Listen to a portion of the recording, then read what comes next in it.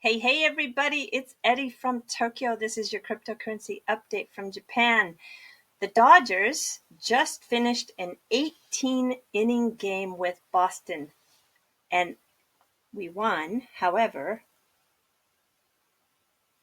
I am showing you my journalism face, which is totally neutral.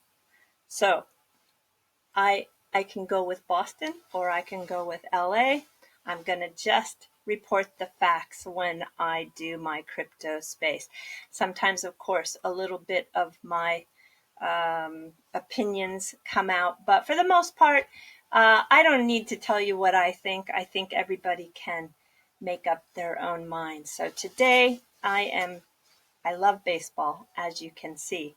It's it's one of the best sports. I played it when I was younger, and I think it has one of the most complex strategies, if you will, for team sports. Okay, so tomorrow this is a fun day today. I'm going to cover some serious stories, but I'm feeling like it's a Saturday, and I'm looking forward tomorrow. I'm going to have a panel discussion with CKJ, Jungle Inc., and DM Logic. I hope, DM Logic, you feel up to it. I know you've been taking a little bit of a break, and if you want to bow out, I'll be disappointed along with everyone else. I'm sure will be highly disappointed, but I don't want to push you. And if you feel like you still need a break on your Sunday evening, just let me know. But anyway, if we don't have you there, the invitation will be open to do it another time, and I just don't want you to feel any pressure. All right, so let's take a look at this. This is actually a big story in Japan. It's dominating everything. China and Japan yesterday signed a 3-year foreign exchange swap deal that's up to 30 billion US dollars. And this bilateral currency swap is a first, and it's a big deal. Not only economically is it a big deal, but it's a big deal for the relations between the two countries. So this arrangement is aimed at enhancing the financial stability of the two countries, said the Bank of Japan, and it took effect yesterday and will last until October 25th, 2021. So this exchange will allow the local currencies between the two central banks up to 20 billion yuan or 3.4 trillion yen, which is a 30 billion US dollar deal. And in addition to this, there's lots of projects that they're going to work on jointly. So this is a good thing. I can tell you, for global relations, this is a really good thing. If we stick with China, there is some interesting information coming out of that country. It looks like they might be rethinking their blockchain approach, and that could also be some changes for the actual trading of currency. So the new China blockchain rules, they are inviting public feedback from now until November 2nd. And you can see when they are going in and changing some of these articles, that's why it looks like they are maybe going to revisit allowing cryptocurrency exchanges. Now, I don't know. I'm just saying that it looks like maybe they're thinking about it. So one of the changes in Article 9 is prohibit the use to engage in activities that disrupt social order. And you can imagine this is a population of 1.4 billion people, and that is one of the ways they have been able to manage that size of population. In the Article 10, it also requires authenticating the real world identity of each user. So it sounds like a lot of KYC. And according to Article 14, the provider shall record the content and log information of users. The recorded backup shall be kept for 6 months and shall be provided to the authorities when requested. So Article 15 then talks about the blockchain firms must consciously accept social supervision. So it kind of looks like to me that those laws are going to be tweaked so that they can maybe slowly, step by step, introduce other aspects of the blockchain technology because I think they want to stay totally competitive on a worldwide scale. So I don't know. I think this is interesting news, and I think it's going to be worth following as it develops. Here is the actual form that comes out of the central office of the administration of China. And you can see here that it's now open for public comments. You can log into the Chinese Government Legal Information Network, make your comments, and you can send them by email or you can use snail mail, and they provide you the address, and the deadline is November 2nd. You probably saw this in headline by one or many of the medias that you follow. Sony unveils a multiple application contactless cryptocurrency hardware wallet.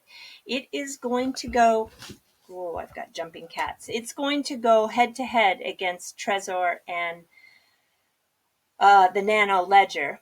And I don't need to tell you, Sony's one of the largest corporations in Japan in regards to revenue. They've had a rough couple of years, but they found their footing, if you will, and they have had great success in the PlayStation 4 and with their smartphones. So I think they're back on track.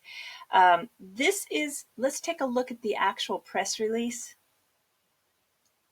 So you can see here that it's going to use an IC card, and the whole purpose is to aim the further spread of blockchain technology. So this contactless IC card is utilizing the Sony technology, and currently many cryptocurrency users are trading cryptocurrencies with online wallets from the locations where they initially purchase those cryptocurrencies. But as we all know, that those wallets, require a private key management by the online wallet operator, not the user. So there is some risk involved in doing that. And this is a hardware wallet device that is independent from the PC or smartphone, and it requires mutual authentication or encryption that communicates that technology. So the IC card type wallet is a small, portable, and it's useful, according to this press release, unlike the typical existing hardware wallets that connect to the PC via a USB. So you can see their schematic here, and it falls within this encrypted communication path where it goes from the cryptocurrency sending server out to the actual smartphone, etc. And here is your card, which then is a data processing technology that has the private keys in the hardware wallet that communicates back to the server. So yeah, I don't know. This is going to be interesting, but I think the important thing to look at is that Sony is no doubt going to use this in their PlayStation environment, I think, because they have already introduced cashless digital payments within that huge gaming society of players. And I just want to take a look a little bit at eSports. So we're going to jump right into a fluff story here.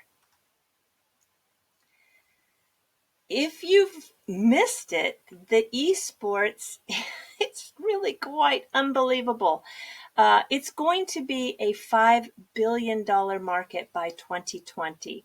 And officially in Japan, as of February, it is now legal to make money as a professional esports player. Japan was a little bit behind because of their anti-gambling laws. It prevented these professional players from actually playing for money, but that has been changed, and it's really taking off now. So you can see these are the highest overall earnings by the players worldwide. These are the top 500 players. The number one player is from Germany. He has a total revenue of over 4 million. So these guys make some serious money. You can go down here too, and you can see the number two player is from Denmark, and then Jordan, followed by Bulgaria and Estonia, uh, Finland. Did I look at that right? No, I'm sorry. I said Estonia. It's Finland and then down to Pakistan. I mean, look how global this is. It's like cryptocurrency. There are just no borders at all. It's completely a worldwide phenomenon. And within that $5 billion by 2020, that's going to account for tickets, advertising, broadcasting rights, merchandising. And the interesting thing is that you can go online or to these live events and you watch the competitions like you were watching any other game, any other sports match. This is one of the big ones in Japan. It is on the PlayStation series. It's called Taken. It's in the seventh series. It's been around for a very long time. Bandai Namco is the developer, and this one in Japan is very popular. 45 million games have been sold. Can you imagine? I just can't even imagine. This is a serious market, and I think there's talk about it even becoming an Olympic sport. And if you are a figures collector, this is a Taken 5 out of the fifth series. This is one of the figures that sell from that series, and it's $414. I think it's very powerful looking. And each character has a big story behind it, of course, that the company creates. And then when you actually participate in this game, you choose a character to battle with. And it's a street fight battle. If you come to Japan and you want to buy figures, you need to go to Akihabara. It's sometimes called Electric Town. It's in central Tokyo, and it's a very exciting place for anybody who is loving any aspect of the tech world, plus anime and manga. So it's one of the top places that foreigners visit when they do come to Japan. And don't forget to make a visit at Akihabara. You can see that they have just thousands and thousands of figures. So here is one of the battles that took place in Japan.